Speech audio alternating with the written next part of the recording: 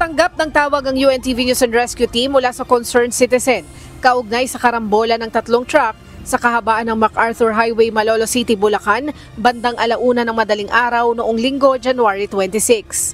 Agad nagtungo ang rescue team sa pinangyarihan ng aksidente. Pagdating sa lugar, naroon na ang Malolos City Disaster Risk Reduction Management Office upang tulungan ng truck driver na kinilalang si Jomar Tuyor. Tinulungan naman ng UNTV News and Rescue Team ang driver ng hila nitong sirang truck. Kinilala itong si Hugo Villamor, 44 years old, na nagtamo ng mga sugat sa binti.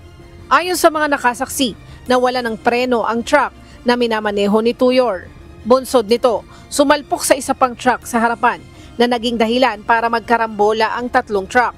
Ayon kay Jomar Tuyor, driver ng truck, nawalan umano ng preno ang minamaneho niyang truck.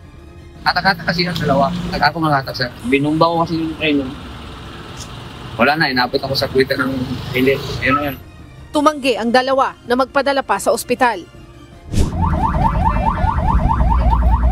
Ilang minuto lamang ang nakalilipas, isa pang aksidente ang nirespondihan ng UNTV News and Rescue Team kaugnay sa banggaan ng motorsiklo at tricycle di kalayuan sa naunang nirespondihan ng grupo. Agad na pinuntahan ng rescue team ang pinangyarihan ng aksidente at nadatnan ang dalawang pasyente na nakaupo sa gutter at ang isa pang pasyente na nasa loob pa ng tricycle. Kinilala ang mga pasyente na sina Oliver Mahinay, 48 years old, pasahero sa tricycle, Russell Santos, 25 years old at si Rovic Fajardo, 24 years old na kapwang sakay ng motorsiklo.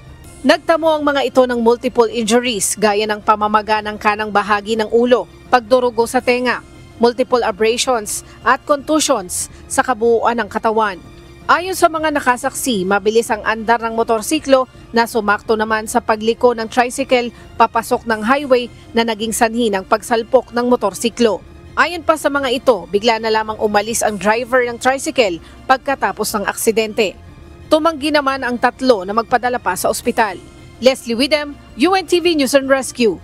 Diyos ang aming sandigan, serbisyo publiko ang aming pinahalagahan.